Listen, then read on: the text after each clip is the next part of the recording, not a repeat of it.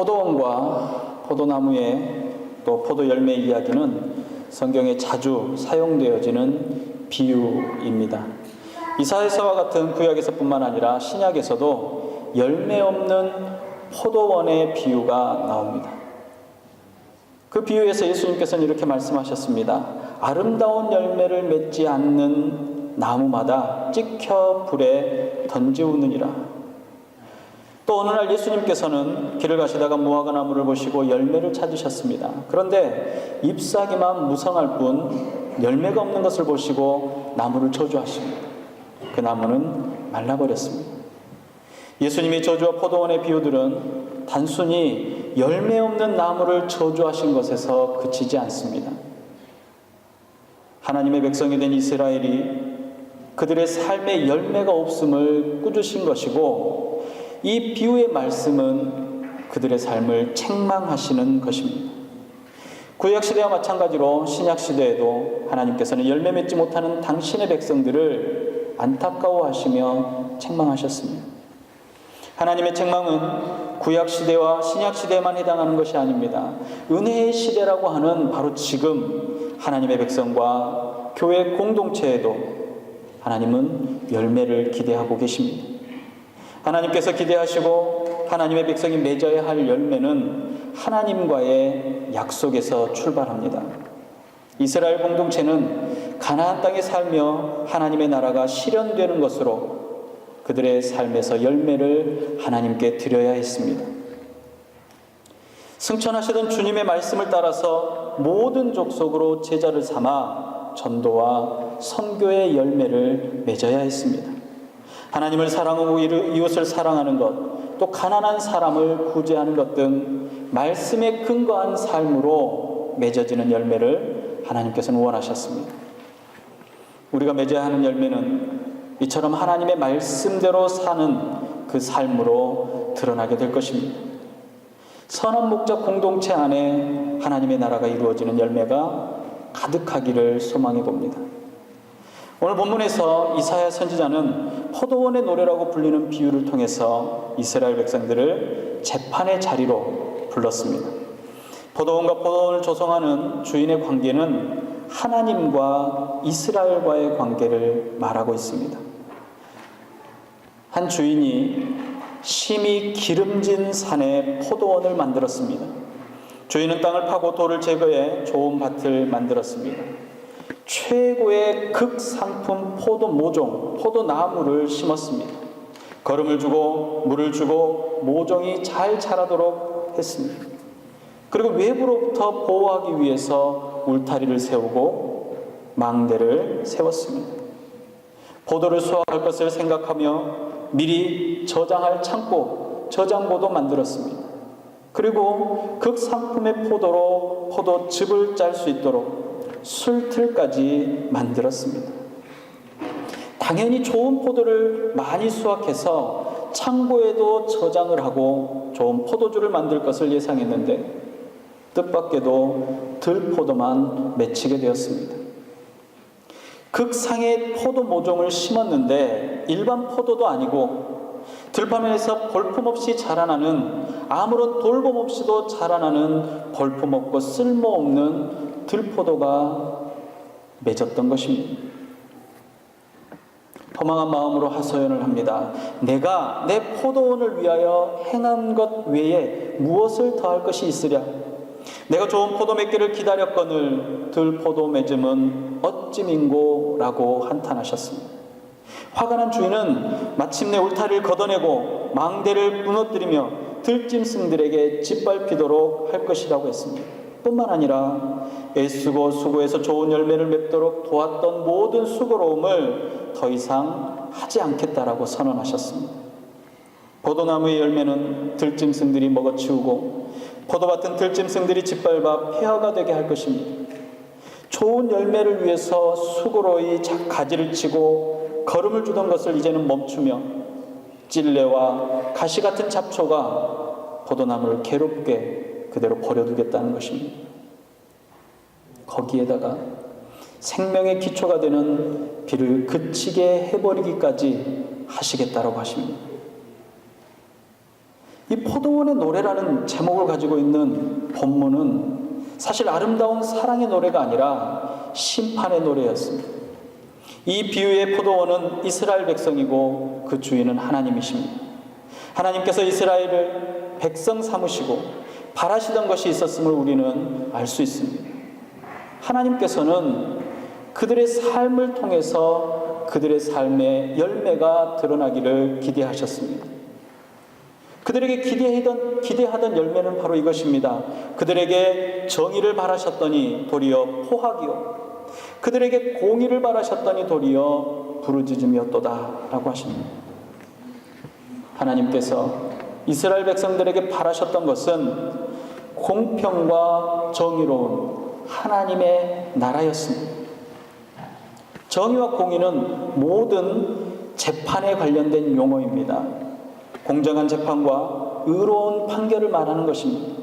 하나님께서 통치하시는 하나님의 나라에서는 슬픔과 괴로움과 고통과 아픔이 없는 그런 나라여야 합니다. 이를 위해서 주신 말씀이 바로 율법입니다. 율법은 가나안 땅, 즉 하나님의 통치가 이루어지는 하나님의 나라에서 살아가는 사람들을 위해서, 하나님의 백성들을 위해서 그들이 지켜야 할 법입니다. 이 율법의 기본이 되는 정신이 무엇인가 오늘 말씀에서 분명하게 제시하는 것처럼 공의와 정의입니다. 고아나 과부의 슬픔을 돌아보고 억울한 사람이 없도록 돌보는 것은 공의로운 재판의 결과입니다. 그렇기 때문에 율법을 온전히 지킨다라고 하는 것은 바로 하나님의 백성들의 삶의 열매가 드러나는 결과였습니다. 이사야는 이스라엘 주민과 유다 사람들을 불러 모았습니다.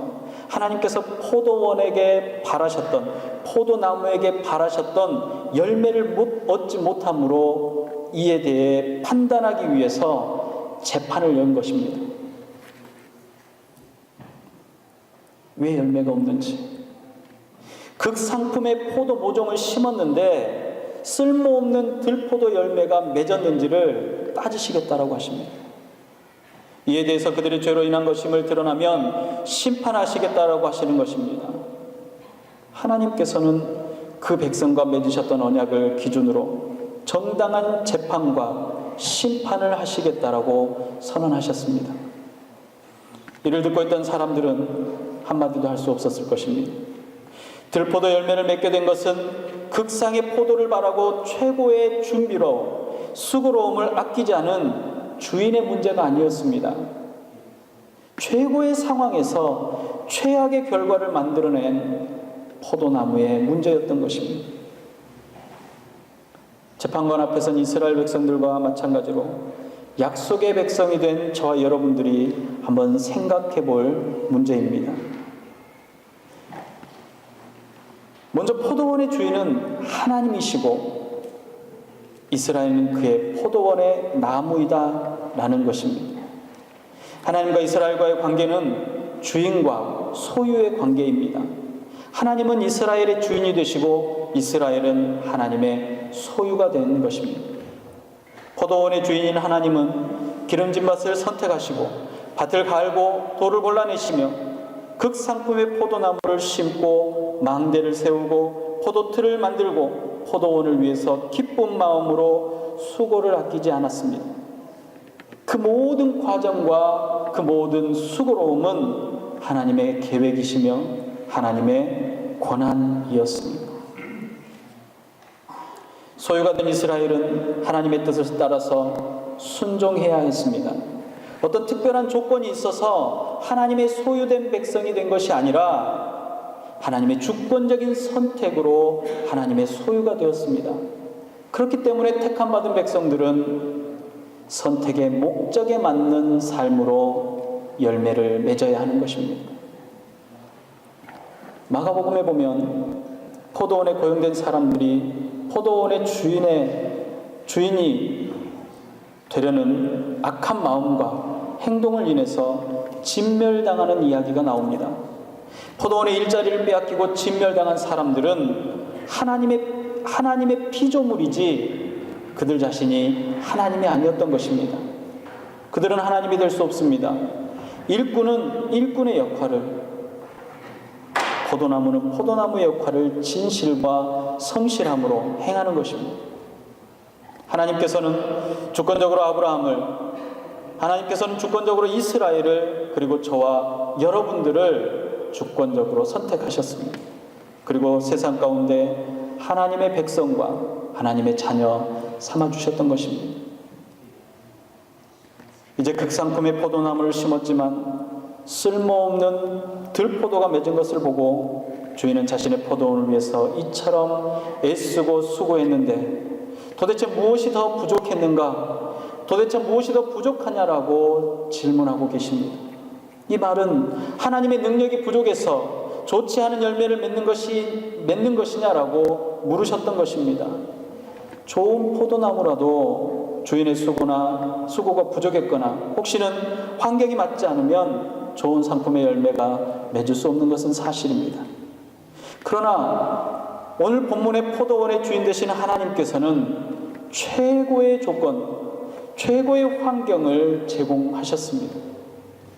좋은 환경에서 좋은 열매를 맺지 못하는 문제는 주인인 하나님에게 있어서, 주인인 하나님의 문제가 아니라 열매를 맺어야 하는 포도나무에게 있는 것입니다. 창조의 섭리는 이렇습니다. 하나님께서는 처음 사람 아담을 창조하실 때부터 자유로운 의지를 주셨습니다. 인간은 자신의 자유로운 의지를 통해서 선택하며 자신의 선택에 대한 책임을 지게 되어 있습니다.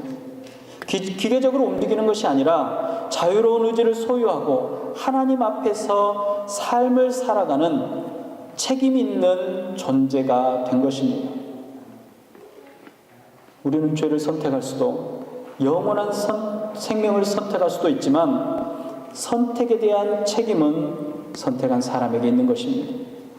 이미 죄를 범하고 심판을 눈앞에 둔 존재라도 하나님께서 태초부터 주신 선한 양심과 하나님의 말씀에, 하나님의 경고에 마음을 돌이켜 회개하기로 선택한다면 그 선택과 그의 행동에 대해서 결과를 얻게 될 것입니다.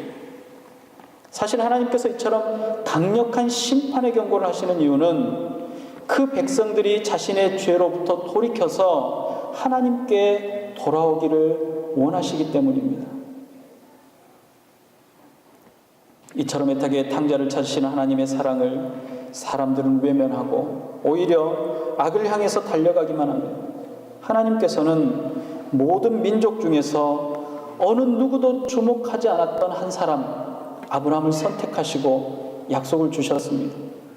하나님의 약속은 여전히 보잘것없는 이스라엘을 선택하시고 보호하시고 약속의 땅까지 인도해 내셨습니다. 그들은 땅이 기름지고 어떤 대적도 넘볼 수 없는 강력한 하나님의 도우심으로 평강을 누리게 되었습니다. 그런데 이스라엘은 감사와 경배보다는 하나님께서 미워하시는 악을 행하기만 했던 것입니다. 하나님께서는 그의 나라의 공의가 넘치는 공동체를 기대하셨지만 힘이 없는 사람들, 소외된 사람들이 더욱더 압제당하고 한탄하며 울부짖는 소리만 그 나라에 가득하게 되었다라고 합니다. 이것은 성경시대의 이야기만이 아닙니다. 주어진 은혜 중에 우리의 노력이나 우리의 수고나 혹은 어떤 선한 조건이 담겨져 있지 않음에도 불구하고 우리는 하나님으로부터 은혜를 얻어 구원받은 백성이 되었습니다. 그런데 감사하지 않습니다. 우리의 공동체가 하나님의 나라가 되기를 원하시지만 하나님의 마음을 시원케 해드리는 공동체가 얼마나 많습니까? 하나님께서는 은혜의 약속을 주시기도 하지만 불순종에 대한 경고와 심판을 예고하십니다. 본문을 통해서 우리가 알 수 있듯이 하나님의 기대에 어긋난 포도원은 심판을 받게 될 것입니다. 2절에서도 4절에서도 7절에서도 내가 기대했다라는 말씀이 나옵니다. 극상품 포도를 심었으니 좋은 포도 열매를 맺을 것이라고 기대합니다. 공의와 정의가 실현되기를 기대했습니다. 그런데 이 모든 기대가 수포로 돌아가 버렸습니다. 기대에 대한 불편한 감정을 선지자를 통해서 전달하셨습니다. 불순종의 결과는 심판이 될 것이라고 경고하십니다. 울타리가 허리를고 담이 무너지며 폐허가 된 터전에 가시동물과 잡초가 무성하게 될 것이라고 말씀하셨습니다. 이사야의 심판에 대한 경고는 그들에게 곧 일어나게 됐습니다. 국경이 무너지고 바벨론에 의해서 예루살렘과 성전은 무너져 내렸습니다. 그들의 삶의 터전과 예배의 처소는 폐허가 되어버렸습니다. 하나님께서는 당신의 기대에 미치지 못한 이들에게 심판만을 선포하는 분은 아니십니다. 하나님 앞에서 범죄한 영혼은 반드시 심판을 받게 되지만 범죄한 영혼이라 할지라도 아무리 무겁고 크고 두려운 범죄를 저지른 자라고 할지라도 회개하고 돌이키는 이들에게는 구원을 주시겠다라고 말씀하셨습니다. 이 말씀은 성경의 주된 주제가 되었습니다. 누구나 하나님의 말씀을 듣고 보고 말할 수 있지만 좋은 열매를 맺을 것인지 아니면 들포도를 맺을 것인지는 각자의 책임 있는 선택이 될 것입니다. 경고의 메시지를 들어도 무시할 것인지 아니면 돌이켜 회개할 것인지 또한 각자의 책임 있는 선택이기도 합니다.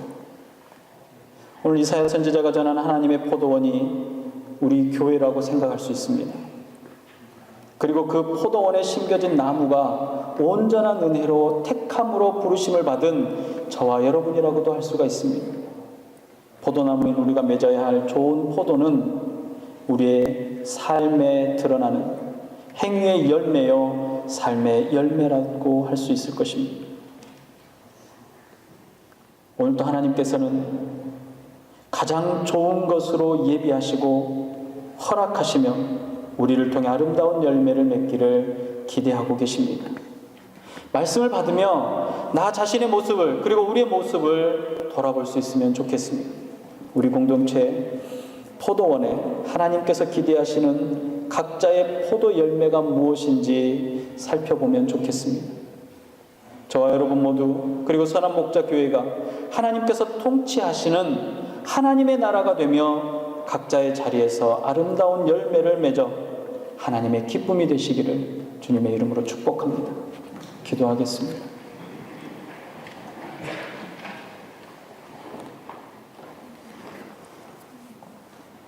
주님의 심판의 말씀을 들으면 주의 심판의 말씀을 보면 두렵고 떨립니다. 그러나 이 심판의 말씀은 우리를 두려움 가운데 두려워하는 것이 아니라 하나님의 사랑 안으로 부르시는 하나님의 초대인 것을 기억하게 하여 주시옵소서. 온 땅이 모든 만물이 마지막 때 마지막 순간 예수 그리스도 앞에 판결을 받을 때에 잘하였도다 착하고 충성된 종아 내가 작은 일에 충성하였으니